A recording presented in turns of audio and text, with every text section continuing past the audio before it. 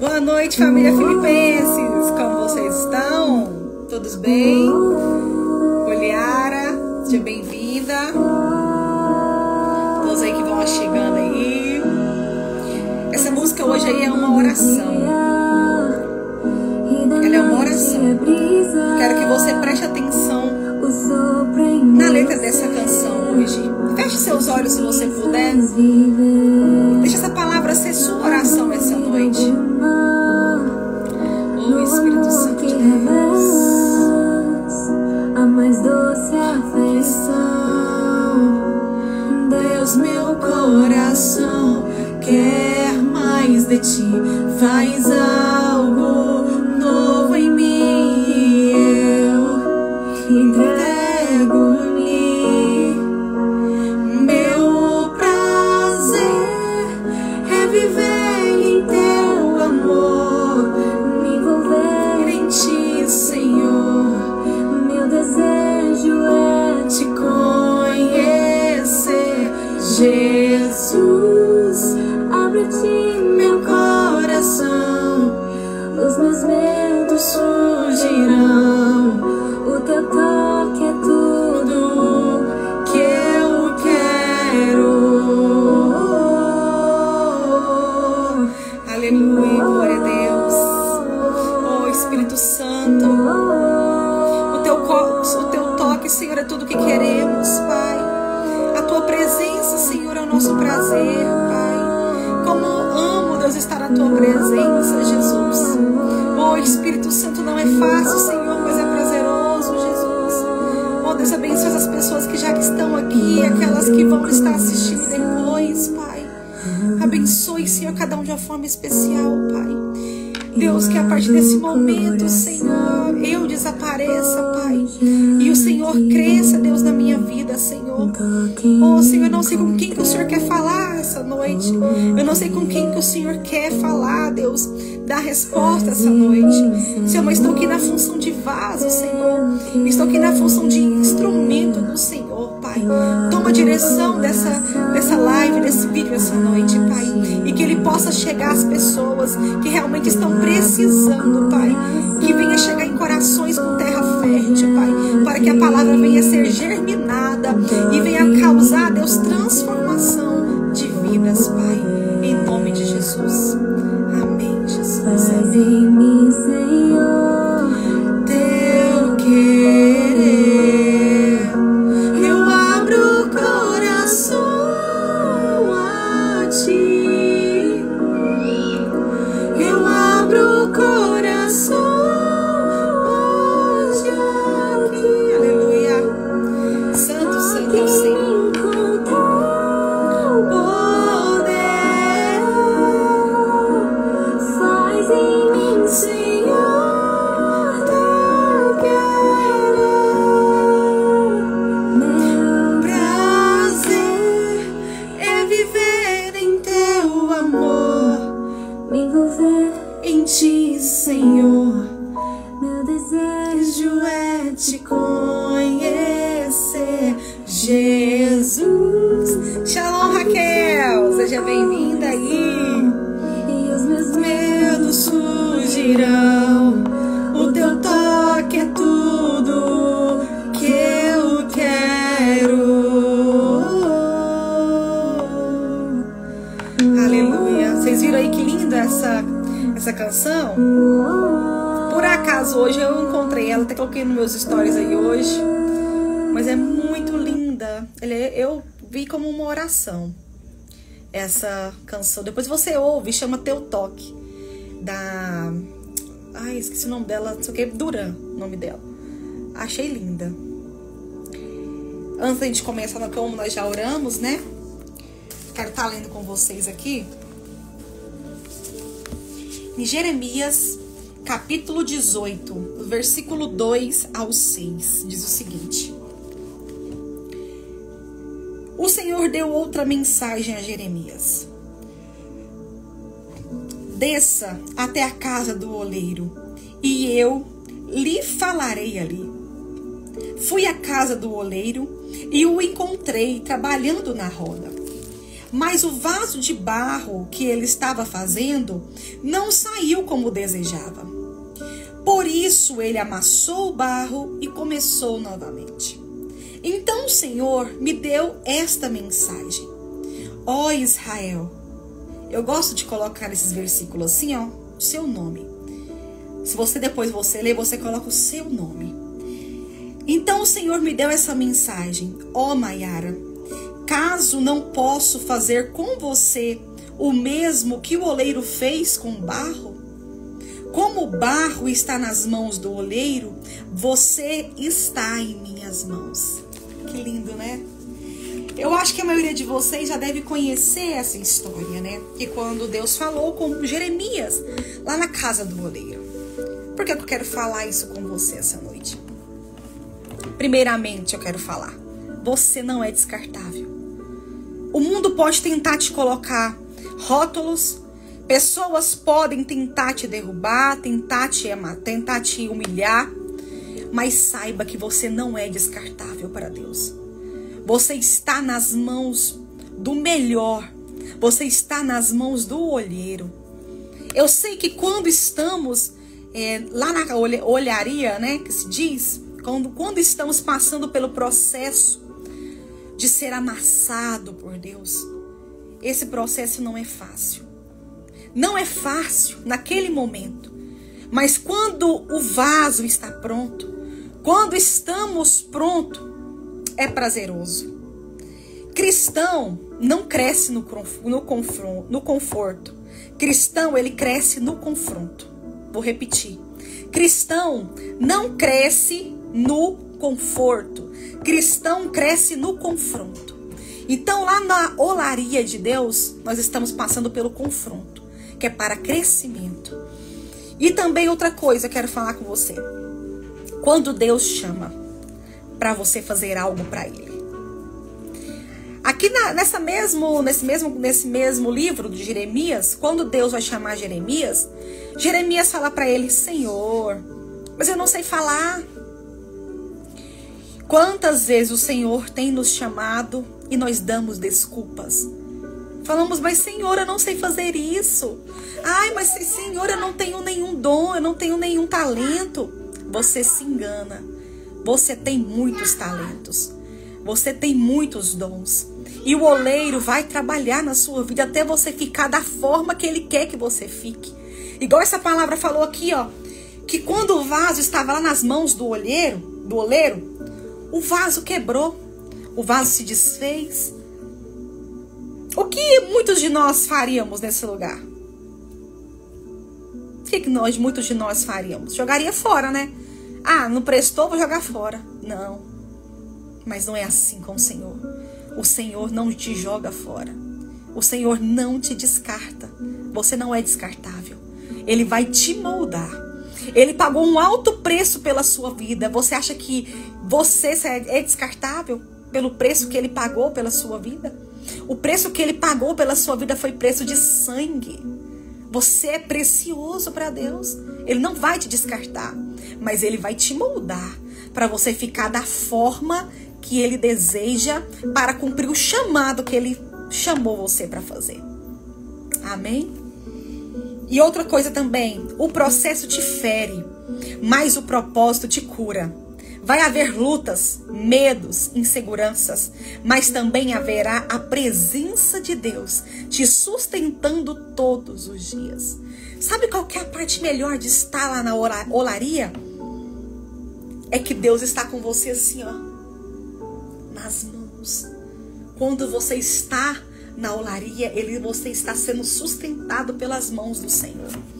E quando Deus te coloca nesse lugar também, vou colocar aqui como se fosse alguma prova, alguma luta que você esteja passando também. O propósito de Deus não é te matar. O propósito do Senhor é que você se achegue para Ele. Sabe por quê? Porque é nas dificuldades que nós nos achegamos a Deus. A oliveira, para ela ser extraída o azeite, ela precisa ser prensada. Ela extrai o melhor azeite quando passa pela prensa do Senhor. Então, se está difícil para você, não está sendo fácil, está pensando que tudo se acabou, não se preocupe. Deus está extraindo o melhor de você. Amém? Era essa palavra que Deus colocou no meu coração para falar com você essa noite. E hoje vamos estar concluindo o capítulo de número 10. Olha, já chegamos até o capítulo 10. Já está acabando quase. Vamos estar concluindo o capítulo 10. Vamos lá?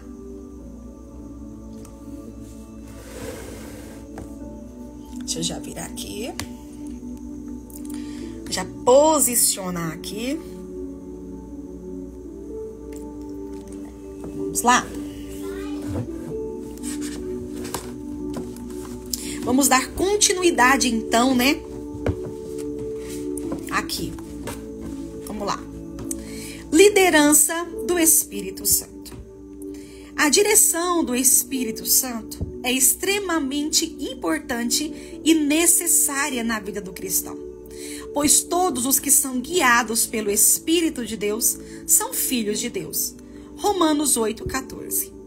Há determinados assuntos em que não teremos outra fonte de orientação senão o Espírito de Deus. Por exemplo, a ordem generalizada nas Escrituras para que preguemos o Evangelho a toda criatura. Marcos, capítulo 16, versículo 15. E que façamos discípulos de todas as nações. Mateus 28, 19. Trata-se, evidentemente, de uma ordem coletiva a todo o corpo de Cristo. Não significa, em absoluto, que cada um de nós irá a todas as nações ou que teremos acesso a toda a Escritura. Então, em um sentido pessoal, não temos uma diretriz bíblica de onde devemos concentrar geograficamente nossa pregação.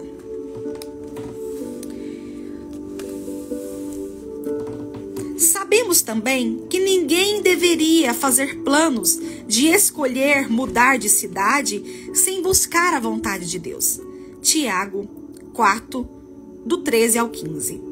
Isso indica que o Senhor possui planos personalizados para cada um de nós. Encontramos exemplos bíblicos desse nível de direcionamento, vindo do Espírito Santo, em caráter pessoal. Porque Pedro foi pregar em Cesareia, na casa de Cornélio, por uma direção do Espírito de Deus. Enquanto Pedro meditava a respeito da visão, o Espírito lhe disse: estão aí 3 homens à sua procura. Portanto, levanta-se, desça e vá com eles, sem hesitar, porque eu os enviei. Atos 10, do 19 ao 20. Porque Paulo, em vez de pregar na Ásia, foi pregar em Troade? Pelo mesmo motivo.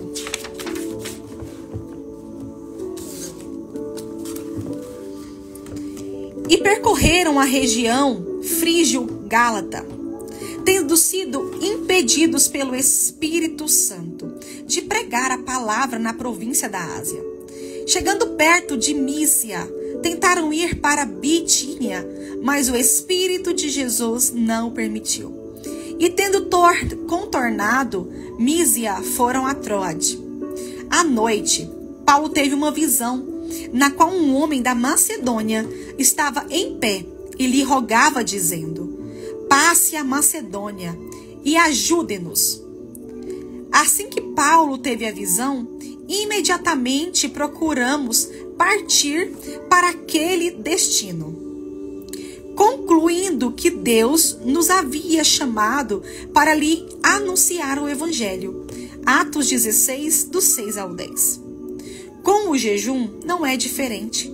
A Bíblia não diz quanto tempo ou com que frequência devemos jejuar, mas é de suma importância ser sensível à liderança do Espírito Santo.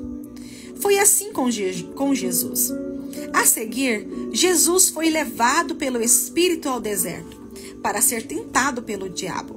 E depois de jejuar 40 dias e 40 noites, teve fome.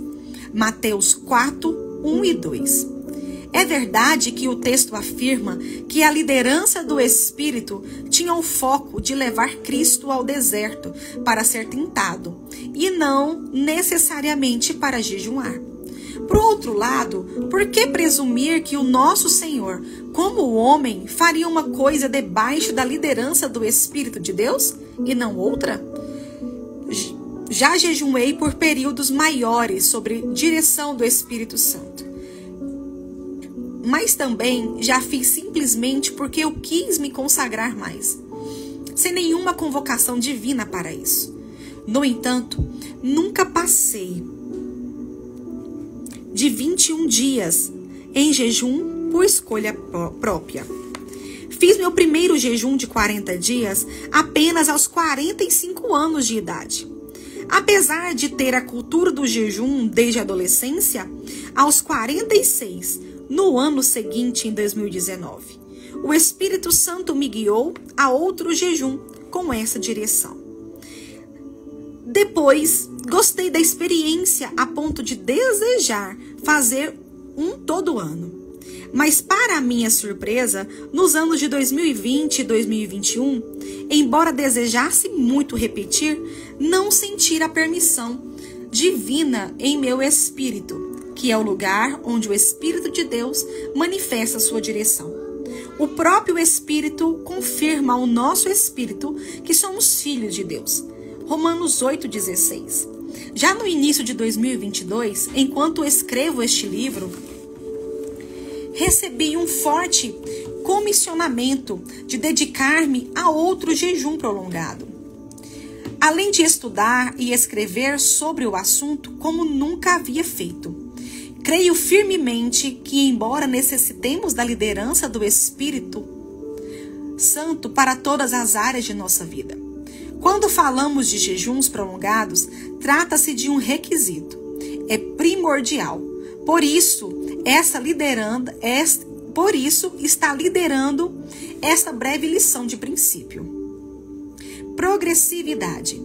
Tem sido um pouco repetitivo acerca desse assunto, porque sei que há pessoas que, empolgadas com experiência de jejuns prolongados de outros, podem acabar fazendo a coisa certa do jeito errado. Preparar a entrada para um jejum de longa duração é recomendável, mas ter cuidado na volta também é um assunto que merece a nossa atenção. Estou adentrando no terreno do próximo capítulo, a forma correta de jejuar, mas adianto aqui o que reforçarei depois. É mais provável que alguém passe mal ou que tenha um problema sério na volta do jejum prolongado do que durante ele.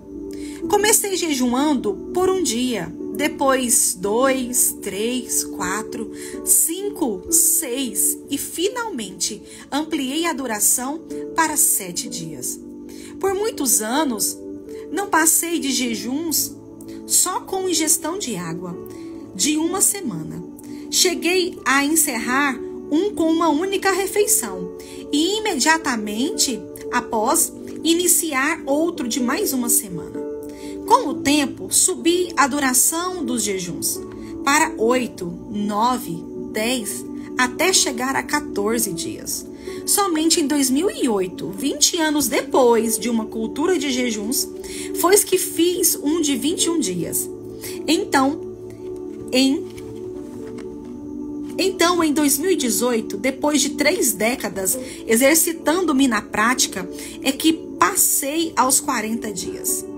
E nesses maiores, como já dito, sempre dependendo da liderança do Espírito Santo. Não estou dizendo que você precisa respeitar essa mesma sequência. Maestro Chavda compartilha que fez a progressão de 1 a 40 dias em apenas 5 anos.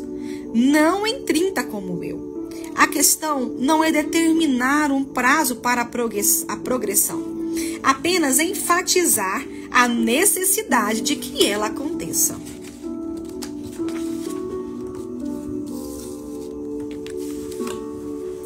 No meu terceiro jejum de 40 dias, enquanto escrevo este livro, decidi fazer um experimento de ordem pessoal, exercitar-me fisicamente. Sempre ouvi dizerem ser aconselhável preservar energia em jejuns prolongados e evitar o desgaste de atividade física.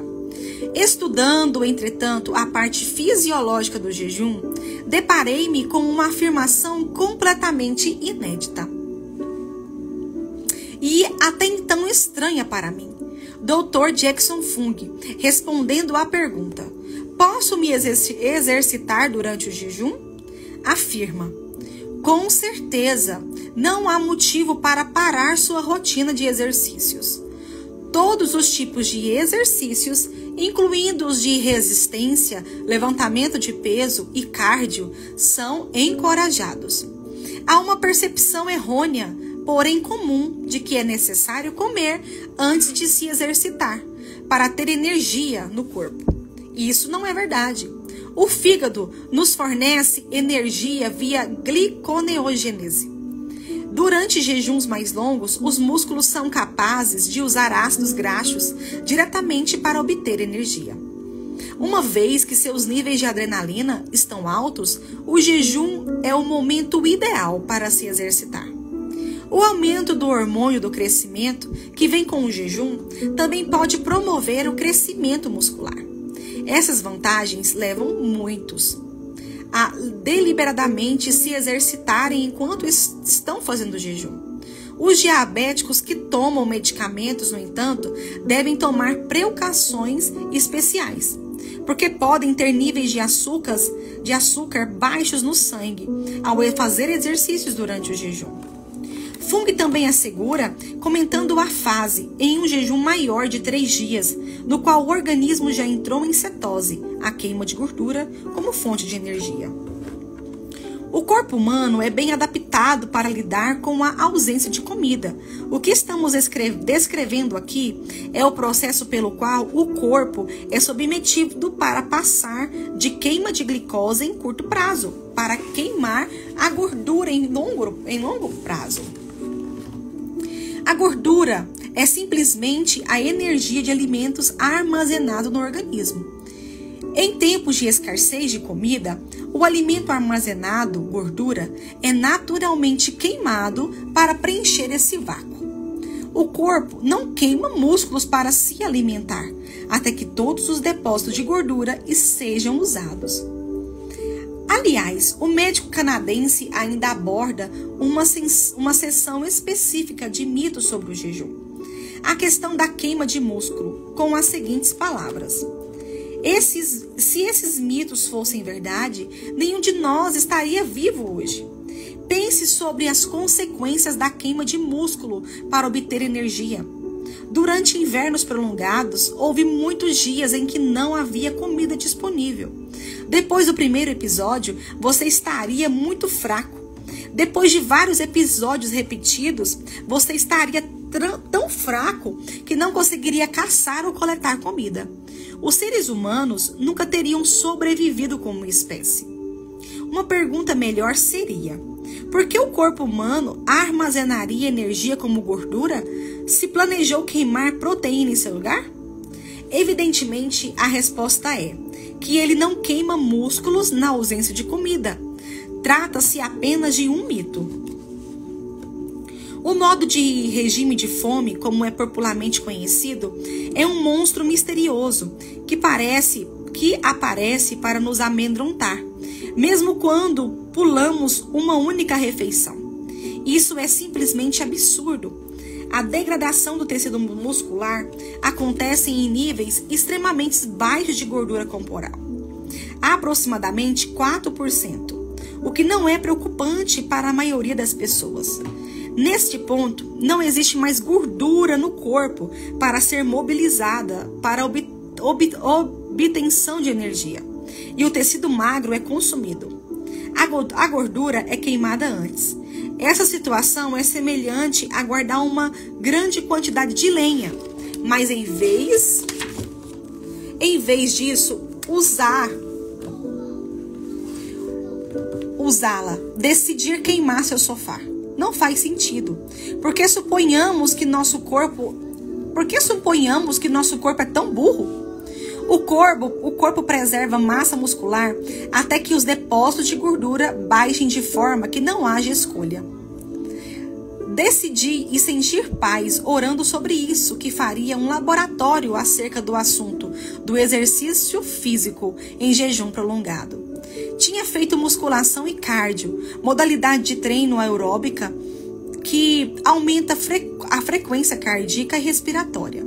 No segundo e no terceiro dia do jejum, quando o corpo ainda não havia entrado em cetose, com a intenção de ajudar na desintoxicação por meio da transpiração e sentir-me muito bem.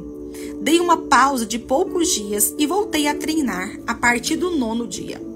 Quando li a afirmação do Dr. Fung, entre os dias 13 de janeiro e 13 de fevereiro de 2022, treinei 28 vezes. Segui sentindo-me extraordinariamente bem, com energia e disposição física, antes, durante e depois do treino. Como nunca senti antes, nem quando treinava alimentado com os devidos alimentos pré e pós-treino. Não estou recomendando isso a ninguém, nem dizendo que, entre outras pausas feitas durante o jejum, o exercício físico não possa ser uma delas. Esses são assuntos a serem discernidos por cada um. E sugiro discutidos com um médico que possa acompanhar o processo, como eu sempre faço em jejuns prolongados. Nosso foco aqui é a importância de conhecer tanto as respostas como os limites do corpo. Ou seja, o ponto em questão é que a experiência de forma progressiva é o meio adequado de perceber limites e capacidades pessoais dentro do jejum. Não senti o mesmo nível de disposição física em nenhum de meus jejuns anteriores como senti nesse. Exercitando-me intensamente, do 9º ao 40º dia. E só cheguei a essa conclusão a partir da prática progressiva e de testes pessoais que submeti ao meu próprio corpo. O espaçamento entre cada avanço para períodos maiores de jejum é decisão pessoal. Respeitá-lo, no entanto, ainda que sem periodicidade ou prazos padrão, a meu ver, é essencial para progredir sem colocar a saúde em risco. Graça para jejuar. Eu fui avançando em minha experiência de forma progressiva e também responsiva aos impulsos do Espírito Santo. Em todos os jejuns prolongados que tenho feito, sinto algo que, pela incapacidade de explicar, denomino como uma graça para jejuar. Sou convidado pelo Espírito e não arrastado à prática do jejum, mas sempre sinto que há força e disposição incomuns, além do normal. Quando tento jejuar por vontade própria e não sinto essa graça sendo comunicada, permito-me questionar se devo ou não avançar no jejum. Fato é que o Senhor deseja que jejuemos e disponibiliza seu favor para que nós seja possível avançar nessa prática. Foi essa graça que experimentaram aqueles que experienciaram os jejuns sobrenaturais, abordados no capítulo anterior. Moisés, Elias, se considerarmos aos 40 dias em trânsito como um jejum, além de Robert Tom, Gustavo Bessa e o irmão Yun.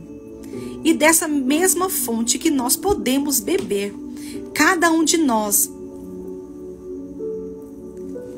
na empreitada de viver uma cultura de jejum. Motivações. Apesar de naturalmente falado, o jejum não ser atrativo, podemos ser movidos por tamanha fome por Deus que ele acaba tornando-se convidativo. O coração do homem, no entanto, é enganoso. Jeremias 17:9. Aprofundarei considerações sobre esse cuidado com as motivações no próximo capítulo. Mas saiba que aquilo que está por trás do jejum é tão importante quanto o próprio jejum. Se não mais, é Deus ver o lado de dentro, não apenas nossa performance. Advertências necessárias.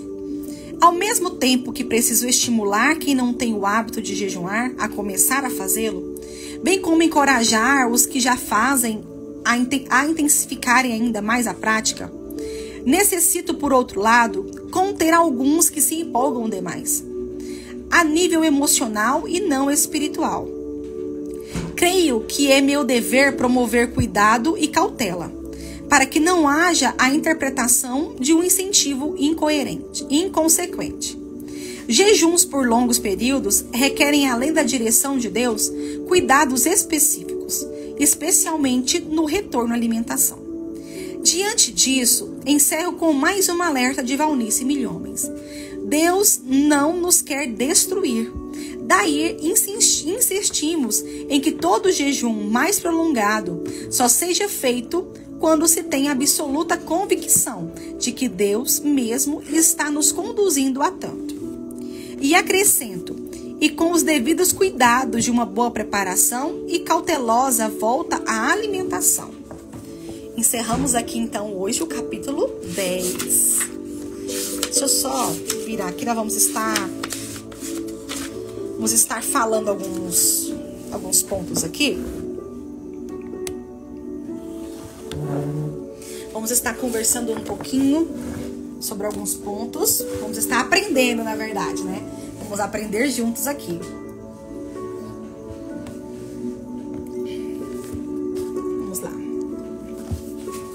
Aqui ele falou sobre a liderança do Espírito Santo.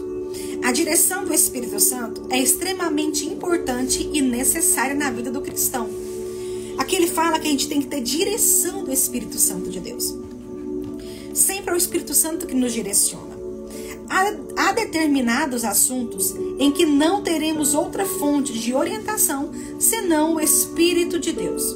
Por exemplo, a ordem generalizada nas Escrituras para que preguemos o Evangelho a toda criatura. Nisso aqui eu quero só abrir um parêntese aqui, que até pra gente pregar, até pra gente falar, nós temos que ter uma direção do Espírito Santo. Por que eu falo isso? Porque aconteceu isso com Paulo. Aconteceu isso com Paulo, que por direção do Espírito levou ele a pregar em Troade. E ele pensava que seria na Ásia, mas não. O Espírito Santo direcionou ele a Troade e falou, aqui você vai ficar em silêncio, você não vai falar nada aqui. Você vai pregar aonde eu te mandar. Por que precisamos de direção do Espírito Santo? Para a gente não perder tempo, sabia disso? A gente não perder tempo, nós precisamos de orientação. Aqui ele também falou que nós precisamos, todas as vezes que vamos fazer algo, mudar de algum lugar, mudar de igreja, mudar de estado, mudar de cidade, nós temos que pedir a orientação do Espírito Santo, para saber se isso é a vontade de Deus para a nossa vida.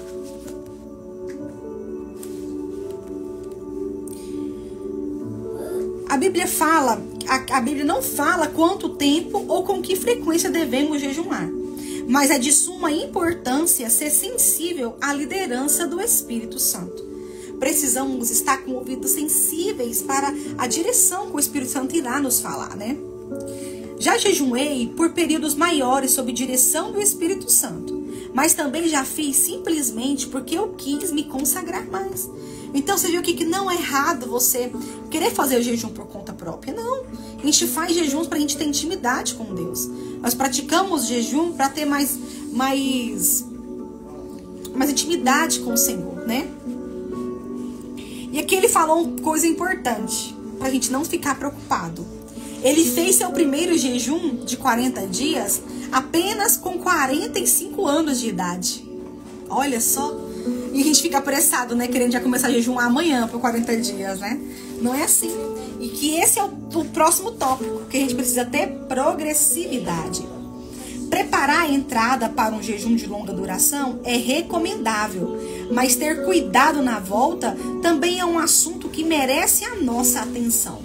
Precisamos ter atenção, porque muitas pessoas passam mal não é durante o jejum, mas sim quando se encerra e volta a comer, a se alimentar, né? Temos que tomar cuidado com isso também. Aqui também ele falou um pouco sobre o exercício físico durante o jejum, que pode fazer sem medo, é até melhor. Aqui também ele falou sobre a graça para jejuar, que muitas das vezes precisamos de graça, meus queridos. Se nós não tivermos graça, nós não conseguiríamos, né?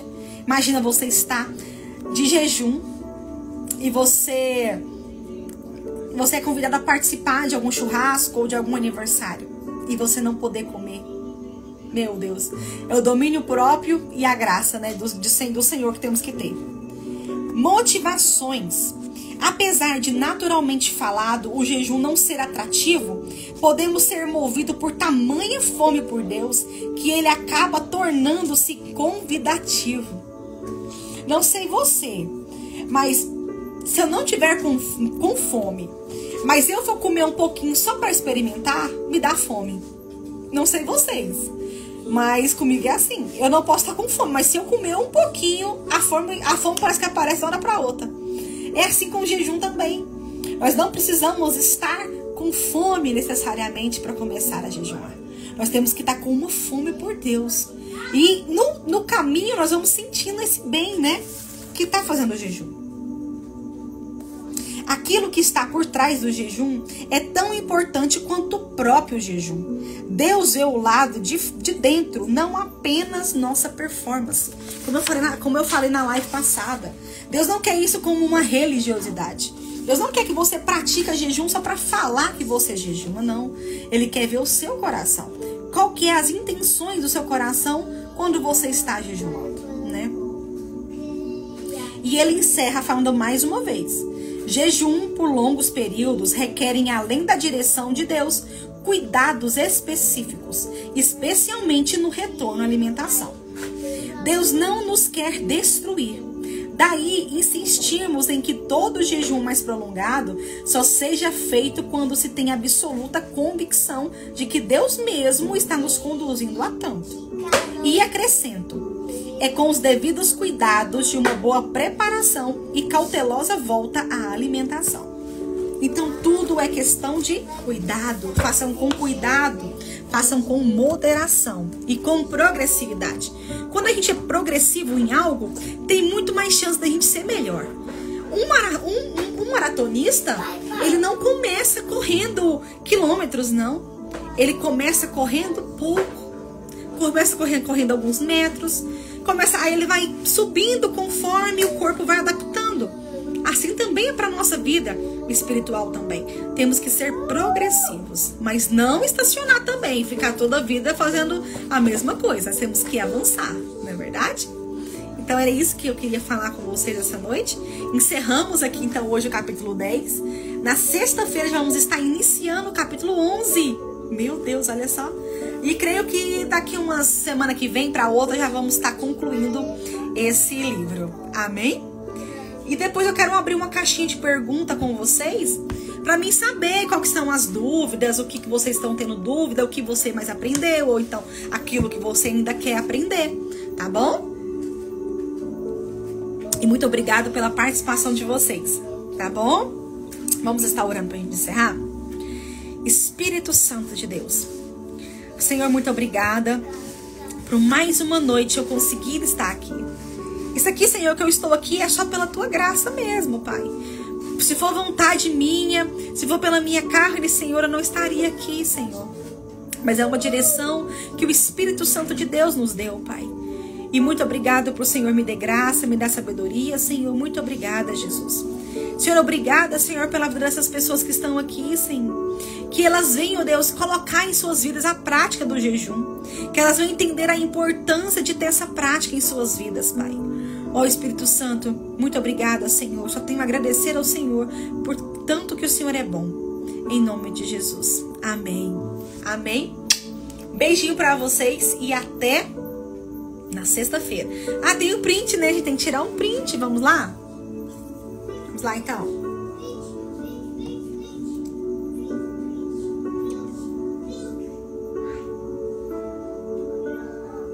Prontinho?